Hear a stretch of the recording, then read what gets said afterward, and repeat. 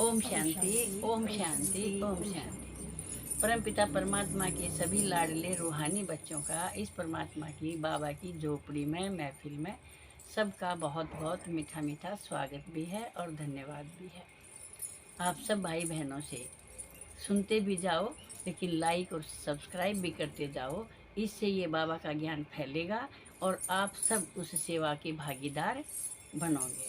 तो एक बाबा का भजन है। बाबा बार बार कहते हैं, परमात्मा मैं आया हूँ, मैं जगाने आया हूँ, मैं नहलाने आया हूँ, मैं संवारने आया हूँ और साथ लेके जाने आया हूँ।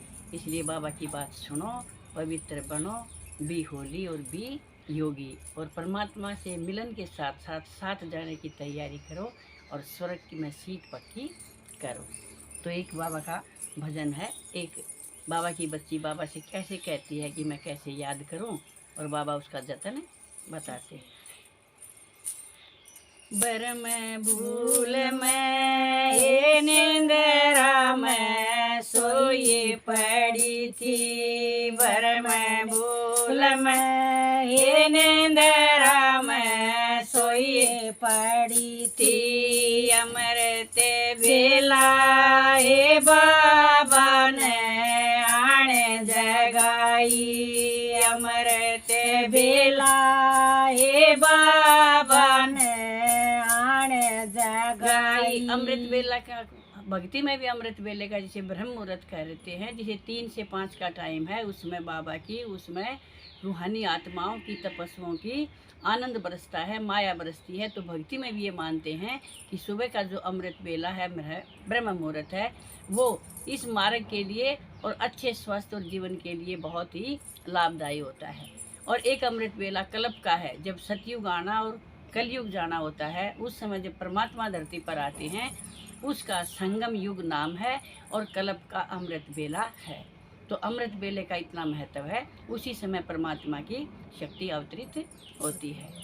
अमृत बेला हे बाबा ने आन जगाई, उठो हे बच्ची हे बाबा से करो हे मेलाई, उठो हे आत्मा हे भोले से करो हे मेलाई। कैसे पुकारूं वो मेरे नहीं है समझ में आई, कैसे पुकारूं ये मेरे नहीं है समझ में आई। अब परमात्मा कहता है, अब मेरे को हर रिश्ते में हर रिश्ता बना और हर रिश्ते की इसमें से जो तुझे चाहिए वो ले, और वो मैं देने के लिए तैयार हूँ। अपना सगा मान, क्योंकि आत्मा और परमात्मा का रिश्ता अविनाशी है। आत्मा का पिता परमात्मा अविनाशी सबसे बड़ा पिता है। तो वो जिस रिश्ते में हम उसे मानेंगे बनाएंगे, हमें वो उसी रिश्ते का रस देगा।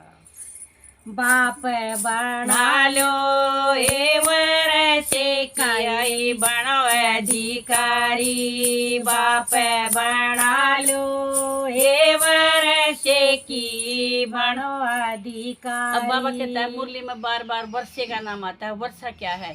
वसीयत। जो धरोहर बाप के पास होती है उसका नाम वर्षा है। और परमपिता परमात्मा की सबसे ऊंची धरोहर है स्वर्ग, यानी सुख और शांति। ज्ञान गुण शक्तियों का भंडार है बाबा, अविनाशी है, उसका भंडार कभी खत्म नहीं होता।